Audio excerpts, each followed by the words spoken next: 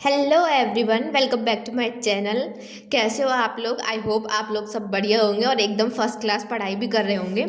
तो देखो, लास्ट की वीडियो में जो हमने पढ़ा था वो था हमारा फाइटोक्रोम का जो भी कॉन्सेप्ट था वो हमने रिवाइज किया था। आज की इस वीडियो में हम इसके जो भी क्वेश्चंस हैं उनको लगाएंगे, मतलब अच्छे से क्वेश्चन प्रैक्टिस करेंगे। ठीक है, तो चलो फिर शुरू करते हैं अपने क्वेश्चन नंबर फर्स्ट के साथ, विद हाई जोस एंड हाई एनर्जी के साथ। ठीक है, तो पहला क्वेश्चन क्या है? In higher plants red far red sensory photo receptor phytochrome is a light regulated kinases. ठीक है, which of the following classes of kinases does it represent? Basically ये हमसे पूछ रहे हैं कि ये कौन से टाइप के काइनेसिस होते हैं। तो पहले देखते हैं टू कंपोनेंट सेंसर रेगुलेटर। ये बात तो सही है कि जो हमारे फाइटोक्रोम्स के जो भी हमारे फोटो रिसेप्टर्स हैं ये दो कंपोनेंट सिग्नलिंग चलाते हैं। इसमें एक तो सेंसरी पोर्शन होता है जो कि हमारा एन टर्मिनल की तरफ होता है, और एक जो होता है वो हमारा रेस्पॉन्स रेगुलेटर होता है। ठीक है, इसके बाद इन्होंने कह दी हिस्टिडीन काइनेज। हमें पता है भाई वो हिस्टिडीन काइनेज नहीं होता प्लांट्स के अंदर, वो क्या होता है? Histidine kinase related domain. और मैंने आपको बार बार इस पॉइंट पे एम्फेसाइज भी किया था जब हम अपने कॉन्सेप्ट रिवाइज कर रहे थे कि वो क्या है? हिस्टिडीन काइनेज नहीं है, हिस्टिडीन काइनेज रिलेटेड डोमेन है। तो हमारा फर्स्ट जो ऑप्शन है वो क्या है? इनकरेक्ट है। ठीक है, अब हम अपना सेकंड ऑप्शन देखते हैं। Two component sensor regulator. ठीक है, सेरिन थ्रियोनिन काइनेज। देखो ये वाला पॉइंट सही है क्योंकि हमने पढ़ा था कि जो सी टर्मिनल होता है उस पर serine threonine kinase activity present होती है। ठीक है, तो हमारा राइट आंसर हमको मिल गया जो कि है ऑप्शन नंबर सेकंड। इसके अलावा थर्ड ऑप्शन क्या है? Leucine rich repeats. ऐसा कुछ हमने नहीं पढ़ा था फाइटोक्रोम में कि ल्यूसिन रिच रिपीट्स होते हैं, तो ये क्या करेक्ट इनकरेक्ट है। और calcium dependent protein kinase activity भी हमने नहीं पढ़ी थी। ठीक है, तो ये था हमारा फर्स्ट क्वेश्चन। अब चलते हैं हम अपने सेकंड क्वेश्चन की तरफ। ठीक है, सेकंड क्वेश्चन क्या है? Red and far red light are perceived by plant through various photoreceptors including phytochromes. The activation of phytochrome is caused by, basically ये पूछ रहे हैं कि जो फाइटोक्रोम है वो कैसे एक्टिवेट होते हैं। तो conversion of PR to PFR through the effect of red light. देखो सबसे पहले ही हमें हमारा जो राइट आंसर है वो मिल गया है, बिकॉज हम जानते हैं कि जो PR है वो इनएक्टिव फॉर्म है और PFR जो है वो हमारी एक्टिव फॉर्म है। तो जब इनएक्टिव फॉर्म जो PR है जब वो अपनी एक्टिव फॉर्म PFR में कन्वर्ट हो जाती है, और ये कब कन्वर्ट होगी? जब ये रेड लाइट का एब्जॉर्प्शन करेंगे। तो ये क्या है? हमारा करेक्ट है कि हमारे ये जो है फाइटोक्रोम ये क्या हो जाएंगे? एक्टिवेट हो जाएंगे। और ऑप्शंस को देखते हैं, और ऑप्शंस क्या है हमारे? Repression of PR form through the effect of far red light. ठीक है, तो इससे हमारा जो फाइटोक्रोम है वो एक्टिवेट नहीं होंगे। और दूसरा जो हमारा फार रेड लाइट है ये हमारा क्या करता है? रिप्रेशन तो नहीं करता PR का। ठीक है, वैसे भी ये इनकरेक्ट है। फिर क्या है? Equal proportion of red and far red light at the same fluence rate. तो यहाँ अगर इक्वल रेट होगा रेड का और फार रेड लाइट का, तो दोनों फॉर्म्स हैं उनके बीच में एक इक्विलिब्रियम आ जाएगा। ठीक है, तो ये भी नहीं होगा यहाँ पे भी। इस सिचुएशन में भी हमारे फाइटोक्रोम्स जो है वो एक्टिवेट नहीं होंगे। फिर क्या? Presence of red and far red light at different fluence rate. ठीक है, तो ऐसा कुछ नहीं होगा। ठीक है, तो हमारा जो राइट ऑप्शन है वो क्या है? फर्स्ट। ठीक है, अब चलते हैं हम अपने क्वेश्चन नंबर थर्ड की तरफ। क्वेश्चन नंबर थर्ड क्या है? Constitutive photomorphogenesis COP1 protein. ठीक है, NE3 ubiquitin ligase regulate the turnover of protein required for the photomorphogenesis development. ठीक है, following are the certain independent statement related to the function of COP1 protein. Basically इन्होंने हमसे COP1 protein के कुछ functions पूछे हैं, इनका कुछ स्टेटमेंट बना दिए हैं, और फिर हमसे क्या पूछा है? Which of the following combination is correct. हमें करेक्ट जो भी स्टेटमेंट्स हैं इनको चूज करना है। ठीक है, पहला हम देखते हैं क्या है? In light COP1 along with SPA1 add ubiquitin tags to a subset of nuclear protein. तो क्या COP1 जो है वो लाइट की प्रेजेंस में ये काम करता है? अरे भाई, लाइट की प्रेजेंस में तो उसको धक्के मार के न्यूक्लियस से बाहर फेंक दिया जाता है कि चल हो गया तेरा काम।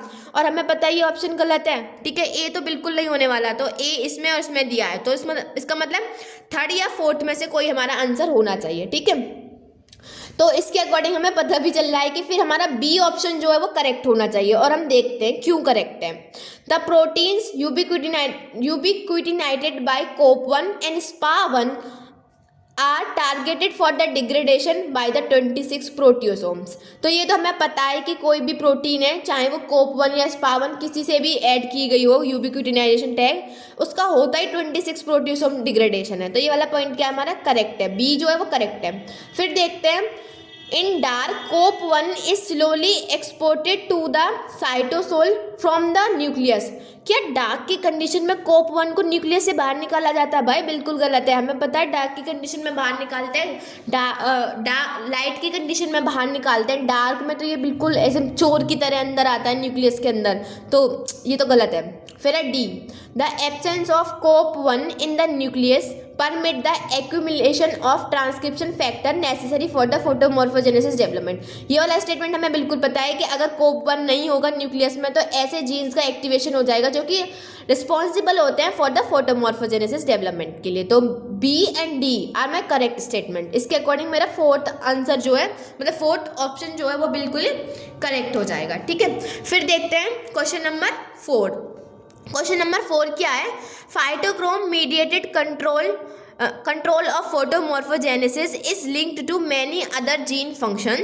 The following statements are made on the mechanism of phytochrome action। तो बेसिकली वही जो हमने फाइटोक्रोम के फंक्शंस पढ़े हैं उससे ही हमारा ये स्टेटमेंट दे दिए हैं, और हमें यहाँ पे भी कॉम्बिनेशन इज करेक्ट, मतलब करेक्ट स्टेटमेंट्स को चूज करना है। ठीक है, तो देखते हैं पहला स्टेटमेंट क्या है, phytochrome function required COP 1 and E3 ubiquitin ligase that bring about protein degradation.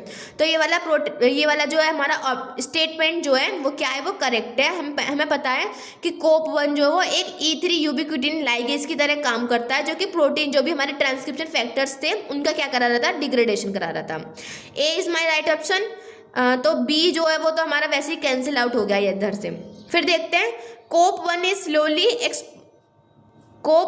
Slowly exported from the nucleus to the cytoplasm in the presence of light. तो ये वाला स्टेटमेंट क्या है, हमारा करेक्ट है, बिकॉज हमें पता है न्यूक्लियस से बाहर इसको प्रेजेंस ऑफ लाइट में कर दिया जाता है। ठीक है, तो बी वाला क्या है, हमारा करेक्ट है।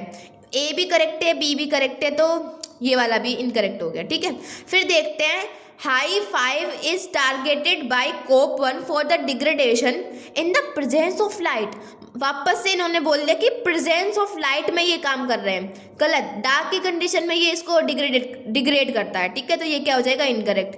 वैसे हमारा राइट जो आंसर है वो थर्ड है, फिर भी हम अपना फोर्थ ऑप्शन जो है उसको देख लेते हैं। ठीक है, वो क्या है कि HY 5 is a transcription factor involved in the photomorphogenetic response. तो हमें पता है ये एक ट्रांसक्रिप्शन फैक्टर है, इसके अलावा 2 और पढ़े थे हमने, LF1 और एक और था हमारा। ठीक है, तो ये 3 ट्रांसक्रिप्शन फैक्टर थे, बट मैंने आपको बताया था कि मेन जो है वो HY5 ही है। तो ये वाला स्टेटमेंट क्या है, हमारा करेक्ट है। ठीक है, तो हमारा जो राइट आंसर हो जाएगा वो हो जाएगा ऑप्शन नंबर 3।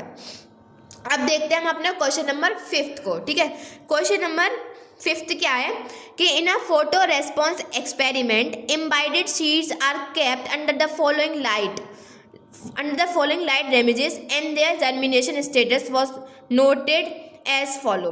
देखो हमने इसमें बेसिकली कुछ नहीं है, इन्होंने क्या किया, एक एक्सपेरिमेंट किया है और उन्होंने कुछ हमें सिनेरियो दे दिया है। उसके बाद इन्होंने हमसे कहा है कि एक प्लांट है, मतलब ये जो डी है वो डार्कनेस को रिप्रेजेंट कर रहा है, आर जो है वो रेड लाइट को रिप्रेजेंट कर रहा है, एफ आर जो है वो फार रेड लाइट को मतलब रिप्रेजेंट कर रहा है। ठीक है, यहाँ पे क्या किया गया है कि in a independent biochemical experiment it was demonstrate that the red light photo receptor phytochrome is interconverted between 2 forms P and P dash by the red and far red light. देखो पहले इन्होंने क्या शो किया है कि dark की condition में कोई भी जर्मिनेशन नहीं हो रहा है। ठीक है, फिर इन्होंने थोड़ी सी रेड लाइट दी और फिर वापस से ज़्यादा सा डार्क दे दिया, तो तब हमें देखने को मिला कि यहाँ पे जर्मिनेशन हो गया। मतलब अगर रेड लाइट प्रेजेंट है तो जर्मिनेशन हो गया। फिर देखा कि रेड है, फार रेड है और फिर डार्क है। अगर फार रेड और डार्क, मतलब रेड के बाद अगर आपने फार रेड दे दिया है तो जर्मिनेशन देखने के लिए नहीं मिला। फिर रेड, फार रेड, फिर लास्ट में रेड आ गई, मतलब जर्मिनेशन देखने को मिल रहा है। ठीक है, फिर रेड, फार रेड, मतलब लास्ट में कौन आ गई, फार रेड आ गई, इसीलिए आपको जर्मिनेशन देखने के लिए नहीं मिला। ठीक है, इसके बाद इन्होंने कह दिया है कि यहाँ पे मतलब जो हमने नॉर्मली पढ़ा था कि जब रेड लाइट जो फोटो रिसेप्टर है वो दोनों दो फॉर्म्स में इंटर कन्वर्टेड हो जाते हैं। एक पी, मतलब इन्होंने नाम नहीं दिया है, इन्होंने कर दिया कि पी से पी डैश की फॉर्म में हो जाता है जब वो रेड या फिर फॉर रेड लाइट को एब्जॉर्ब करते हैं, ठीक है। तो keeping this information in mind which of the following combination of conclusion is correct, ठीक है। तो इन्होंने पूछा है कि इनमें से कौन सा मतलब बस ये तो हमें थोड़ा बहुत कंफ्यूज करने के लिए ही दे दिया इन्होंने, ठीक है। तो इनमें से हमें अपना जो राइट ऑप्शन होगा वो हमें चूज करना होगा। तो देखते हैं, ठीक है। Red light converts P to P dash and P dash promote the seed germination. तो देखो हमें पता है कि जो रेड लाइट होती है वो पी से पी डैश बना रही है। पी से पी डैश का मतलब क्या हुआ, पी आर फॉर्म से वो पी एफ आर फॉर्म बना रही है, ठीक है। और जो पी एफ आर फॉर्म है वो क्या कर रही है, प्रमोट कर रही है सीड का जर्मिनेशन को। तो यही हमारा क्या हो जाएगा, राइट आंसर हो जाएगा, ठीक है। हमने देखा भी यहाँ पे इस एक्सपेरिमेंट में भी हमने देख लिया कि रेड लाइट जो है वही रेस्पॉन्सिबल है जर्मिनेशन के लिए, ठीक है। और फिर ये तो हमें पता ही था पी आर और पी एफ आर फॉर्म के बारे में। और देखते हैं कि फार रेड लाइट कन्वर्ट करती है पी को टू पी डैश में। भाई फार रेड लाइट नहीं कन्वर्ट करती है पी आर फॉर्म को पी एफ आर फॉर्म में, सॉरी हाँ पी एफ आर जो थी वो हमारी क्या थी, एक्टिव फॉर्म थी, ठीक है। तो यहाँ तो हमारी रेड लाइट कन्वर्ट कर रही थी, फार रेड लाइट नहीं करती है, ठीक है।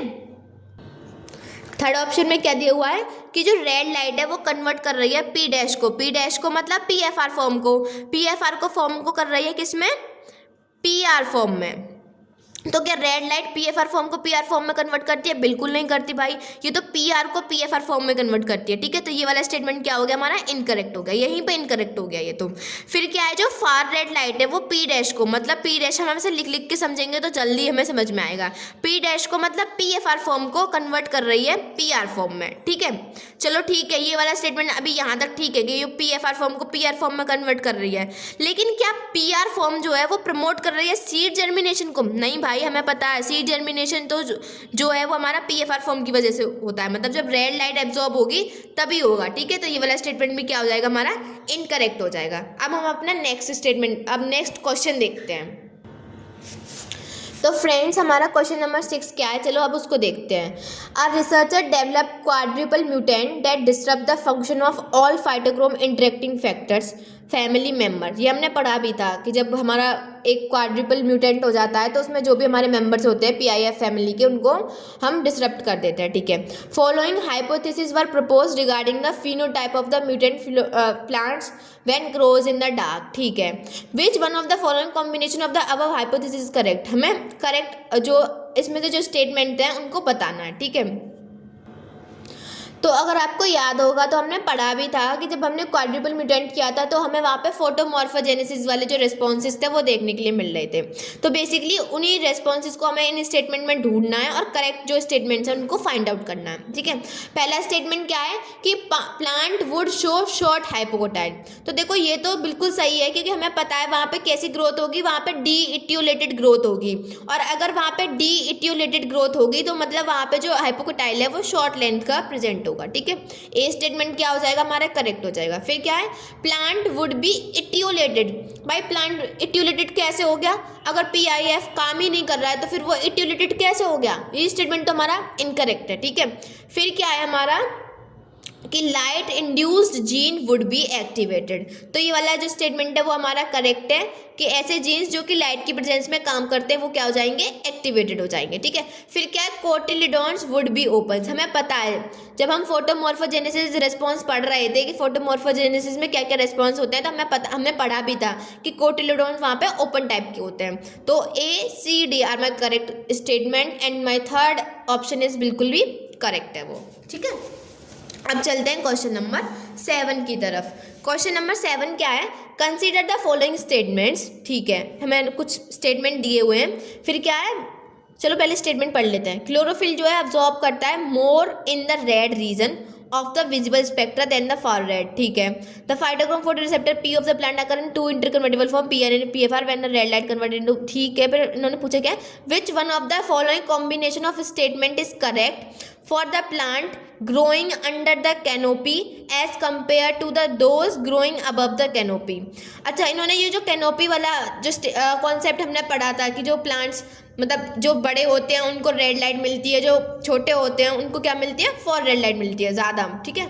उन्हीं के बारे में ये उन्होंने कुछ बता दिए पॉइंट्स कि जो क्लोरोफिल है वो एब्जॉर्ब होता है मोर इन रेड लाइट में। ये तो उन्होंने कुछ फैक्ट बताए हैं। फिर इसके बाद इन्होंने यहाँ पे हमसे जो सही ऑप्शंस हैं उनको पूछा है, ठीक है।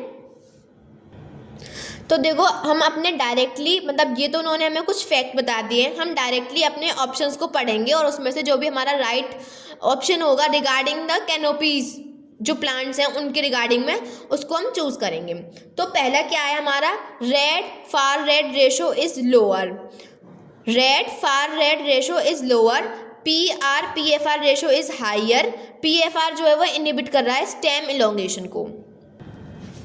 तो देखो पहला स्टेटमेंट में इन्होंने क्या कहा है कि जो रेड फॉर रेड रेशो जो है वो लोअर है, मतलब कि रेड लाइट वहाँ पे कम है और फार रेड जो है वो ज़्यादा है, ठीक है। यही बात समझ में आ रही है हमें यहाँ से। तो हाँ, ऐसा तो होता है ना, हमने पढ़ा भी था कि जो स्मॉल प्लांट्स होते हैं उनके अंदर फार रेड जो है वो ज़्यादा होती है, रेड जो होती है वो कम होती है, ठीक है। फिर क्या है, PRPFR रेशो इज़ हाइयर, हमने ये भी पढ़ा था कि अगर वहाँ पे फॉर रेड लाइट ज़्यादा है तो PR जो है वो क्या है, ज़्यादा है कंपेयर टू द PFR। तो ये अभी यहाँ तक भी ठीक है, ठीक है। फिर हमने देखा था कि PFR जो है वो इनहिबिट करता है स्टेम इलोंगेशन को। तो ये पूरा स्टेटमेंट क्या है हमारा, करेक्ट है, ठीक है। हमें हमारा जो आंसर था वो हमें मिल गया। और हम एक बार और पढ़ लेते हैं कि और बाकी जो ऑप्शंस हैं, red far red ratio is higher, नहीं भाई हाइयर नहीं होता, वो लोअर होता है, ठीक है। तो ये यहीं पे गलत हो गया। फिर क्या, red far red ratio is lower, ठीक है। PRPFR रेशो इज लोअर, नहीं ये लोअर नहीं होगा, ये क्या होगा, हाइयर होगा, ठीक है। फिर क्या, red far red ratio is higher, again higher दे दिया इन्होंने, जो कि कैसा होता है हमारा, लोअर होता है। तो हमारा यहाँ से ही हमने अपना आंसर जो है वो फाइंड आउट कर लिया है। फिर क्या है, which one of the following protein regulate the photomorphogenesis in plants by adding ubiquitinization tag to a subset of nuclear protein. तो ऐसी कौन सी प्रोटीन थी, कौन सी प्रोटीन पढ़ी थी हमने जो कि यूबिक्विटिनाइजेशन का टैग लगा रही थी, वो थी हमारी COP1, ठीक है। हमारा जो ऑप्शन जो हो जाएगा फोर्थ, वो क्या हो जाएगा, करेक्ट स्टेटमेंट, मतलब करेक्ट आंसर हो जाएगा, ठीक है। फिर है क्वेश्चन नंबर 9। क्वेश्चन नंबर 9 क्या है, following are the certain statements regarding the phytochrome mediated signal transduction in Arabidopsis, ठीक है। इन्होंने कुछ हमें स्टेटमेंट दिए हैं और हमसे क्या कहा है, which one of the combination of our statement is correct, correct हमें फाइंड आउट करना है, ठीक है। चलो देखते हैं। 5A 5D आर फोटोस्टेबल, भाई पहले ही इन्होंने गलत बात बोल दी। अभी तो हमने पढ़ा है कि 5A जो होता है वो डार्क की कंडीशन में होता है, लाइट की कंडीशन में वो स्टेबल नहीं होता, वो डिग्रेड हो जाता है। पहला ही यहाँ पे मेरे को इनकरेक्ट मिल गया, तो मेरा A जो है वो तो मतलब नहीं होना चाहिए, ठीक है। A इसमें नहीं है, इसमें है, इसमें है। तो देखो NTA वालों ने कितना अच्छा सा क्वेश्चन दिया भाई, एक थोड़ी सी लाइन पढ़ के ही मेरा आंसर आ गया कि 4 तो होना चाहिए, क्योंकि A तो हो ही नहीं सकता और हमसे करेक्ट पूछा है, तो A नहीं होगा तो हमारा 4 हो जाएगा। इसका मतलब B और C जो है हमारे करेक्ट स्टेटमेंट होने चाहिए। एक बार हम उनको जल्दी से पढ़ लेते हैं।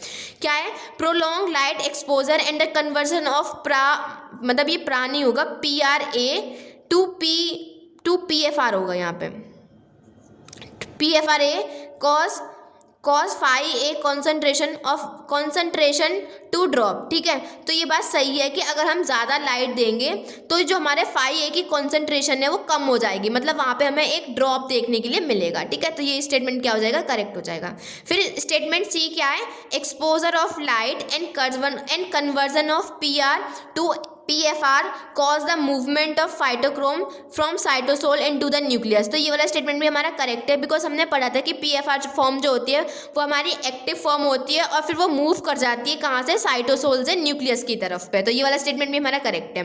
बाकी जो स्टेटमेंट डी है उसको भी देख लेते हैं। 5B lakhs nuclear localisation signal, भाई ऐसा नहीं होता। 5B के पास PRD डोमेन होती है और PRD डोमेन में उसका NLS सीक्वेंस, मतलब NLS जो है वो प्रेजेंट होता है। तो ये हमारा इनकरेक्ट हो गया। हमारे जो राइट ऑप्शन थे वो B और C थे, वो हमने पहले ही फाइंड आउट कर लिए थे, ठीक है। अब चलते हैं हम अपने नेक्स्ट क्वेश्चन की तरफ। तो फ्रेंड्स हमारा नेक्स्ट क्वेश्चन है हमारा, following are the certain statement regarding phytochrome interacting factor PIF, a family of protein that regulate the photomorphogenesis response in plants, ठीक है। तो ठीक है, इन्होंने PIF से रिलेटेड हमें कुछ स्टेटमेंट दिए हैं और हमसे पूछा क्या है, करेक्ट स्टेटमेंट, ठीक है। तो चलो जल्दी से स्टेटमेंट पढ़ते हैं। फिर PIF promote skotomorphogenesis, by serving as a transcription activator of dark induced gene.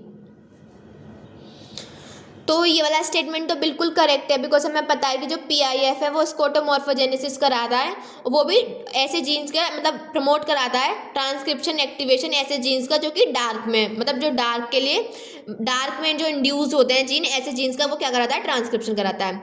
A statement मेरा करेक्ट है, ए मेरा करेक्ट है, तो फोर्थ तो मेरा नहीं हो सकता। ठीक है, अब देखते हैं कि जो PIF है on interacting with PR form से इंटरेक्ट करने के बाद get phosphorylated followed by degradation via the proteasome complex. तो देखो ये वाला स्टेटमेंट क्या है हमारा, ये जो स्टेटमेंट है वो हमारा इनकरेक्ट है, बिकॉज भाई PR कह रहा है भाई मैं तो खुद इनएक्टिव हूँ, तुमको कैसे फॉस्फोराइलेट करूंगा। PIF का फॉस्फोराइलेशन किसने किया था, PFR ने किया था, ना कि PR ने। ठीक है, तो ये वाला स्टेटमेंट क्या हो जाएगा हमारा, इनकरेक्ट हो जाएगा। B मेरा हो नहीं सकता, अब मुझे दिख रहा है कि मेरा B यहाँ दिया हुआ है, यहाँ भी दिया हुआ है, तो मेरा जो राइट आंसर होना चाहिए ना वो सेकंड होना चाहिए। चलो ठीक है, और भी पढ़ते हैं अपने C और D को। The degradation of PIF take place in the presence of light. सही बात है कि लाइट की प्रेजेंस में जो PIF है इसका हम डिग्रेडेशन करा देते हैं। ठीक है, ये वाला स्टेटमेंट करेक्ट है। फिर क्या है, PIF induced gene are not express in light. वही वाली बात है कि जो PIF के जो जीन्स होंगे, जो ऐसे जीन्स जिनको PIF ने इंड्यूस किया था वो एक्सप्रेस नहीं हो पाएंगे लाइट की प्रेजेंस में। तो हमारा जो ACD जो थे वो हमारे करेक्ट थे, और हमारा ऑप्शन 2 जो हो जाएगा वो करेक्ट हो जाएगा। ठीक है, फिर चलते हैं क्वेश्चन नंबर 11 की तरफ। क्वेश्चन नंबर 11 क्या है, young seedling of Arabidopsis plant are expose to the following light condition. ठीक है, विच ऑफ द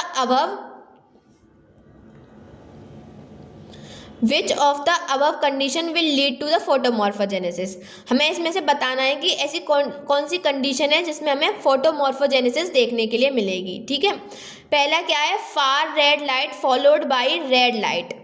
अगर लास्ट में हमने रेड लाइट दे दी तो उसका मतलब हमें फोटोमॉर्फोजेनेसिस देखने के लिए मिलेगी, मतलब ए जो है वो हमारा करेक्ट स्टेटमेंट होना चाहिए। ठीक है, ए मेरा यहाँ है, ए मेरा यहाँ है, तो इसके अकॉर्डिंग फिर मेरा सेकंड और फोर्थ तो वैसे ही कैंसिल हो रहे हैं। ठीक है, फिर हम देखते हैं अपना B statement, far red light followed by red light and then dark light then dark phase. ठीक है, इसमें इन्होंने क्या किया कि फार रेड लाइट को फॉलो किया बाय द रेड लाइट। अगर आपने सिंपली आपने क्या किया, पहले आपने फार रेड दी, फिर रेड दी, और फिर आपने उसको डार्क की कंडीशन दे दी है, तो इस कंडीशन में भी हमें फोटोमॉर्फोजेनेसिस नहीं मिलेगी, क्योंकि आपने लास्ट में क्या कर दिया, उसको डार्क की कंडीशन दे दी, तो ये तो हमारा नहीं होगा। ठीक है, बी नहीं होना चाहिए। फिर देखते हैं red light followed by far red light. अगर आपने लास्ट में फार रेड दे दी तब भी नहीं होगा, तो बी भी नहीं होगा, सी भी नहीं होगा। फिर क्या है, dark phase followed by far red light then red light. इस वाली सिचुएशन में हो जाएगा क्योंकि लास्ट में आपने रेड वाली लाइट दे दी है। ठीक है, फिर क्या है, far red light followed by dark phase and then red light. इस सिचुएशन में भी हमें देखने के लिए जो फोटोमॉर्फोजेनेसिस है वो मिल जाएगी। फिर क्या है हमारी, red light followed by dark phase then the far red light. Last में फार रेड लाइट दे दी, इसका मतलब। तो फ्रेंड्स, जो हमारा क्वेश्चन नंबर 11 है, इसका जो हमारा राइट आंसर हो जाएगा वो हो जाएगा हमारा फोर्थ, क्योंकि हमारा जो स्टेटमेंट ए है, जहाँ पे बस हमें इतना देखना है कि जो रेड लाइट है वो लास्ट में होनी चाहिए, और अगर डार्क और फार रेड लाइट लास्ट में है तो वहाँ पे हमें कोई भी फोटोमॉर्फोजेनेसिस देखने के लिए नहीं मिलेगी। फिर इसके अकॉर्डिंग जो हमारा आंसर हो जाएगा वो हो जाएगा हमारा आंसर नंबर फोर्थ। ठीक है, तो फ्रेंड्स अब हम देखते हैं अपना क्वेश्चन नंबर 12 को। ठीक है, क्वेश्चन नंबर 12 क्या है, phytochrome photo receptor exist in 2 isoform PN and PFR।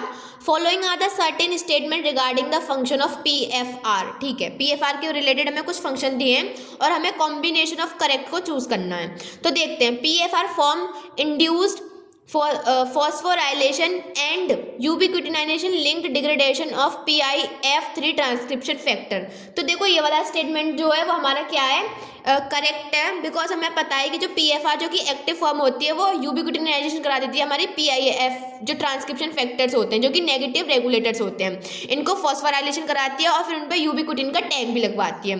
तो ए स्टेटमेंट तो हमारा क्या है, करेक्ट है। ठीक है, अब बी स्टेटमेंट देखते हैं कि PFR mediate degradation of PIF inhibit the photomorphogenesis. भाई गलत बात है, PFR जो है वो डिग्रेडेशन तो कराता है PIF का, लेकिन वो इनहिबिट नहीं करता फोटोमॉर्फोजेनेसिस को, बल्कि PFR तो प्रमोट करता है फोटोमॉर्फोजेनेसिस को। बी स्टेटमेंट मेरा गलत है, देखो बी यहाँ है, बी यहाँ है, बी यहाँ है, मेरे को मेरा राइट आंसर मिल गया है कि वो है सेकंड। चलो ठीक है, फिर भी हम सी और डी पढ़ते हैं।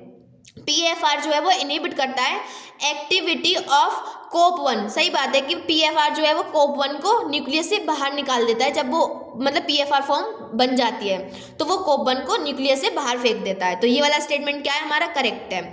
इसके अलावा जो हमारा स्टेटमेंट डी है ये क्या कह रहा है कि जो PFR है वो इंक्रीज करता है the stability of transcription factor, जैसे कि HFR1, HY5 एंड LF।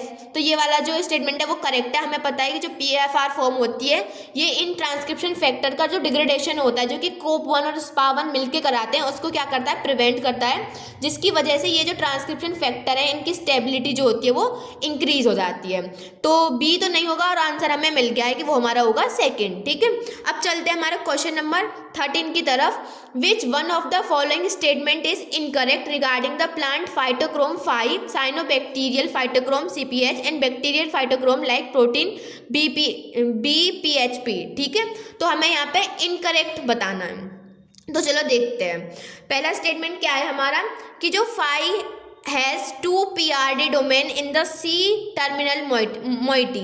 तो ये वाला स्टेटमेंट तो हमारा करेक्ट है, बिकॉज हमने जब फाइटोक्रोम का स्ट्रक्चर देखा था तो हमने वहाँ पे पास रिलेटेड डोमेन देखी थी और वहाँ पे 2 PRD डोमेन देखी थी जो कि C टर्मिनल की तरफ प्रेजेंट थी, और हमें इनकरेक्ट बताना है। तो ये तो हमारा जो आंसर होगा वो नहीं होगा ये वाला स्टेटमेंट। तो फिर होगा हमारा CP1 and BPHP has histidine kinase domain at the end terminal moiety.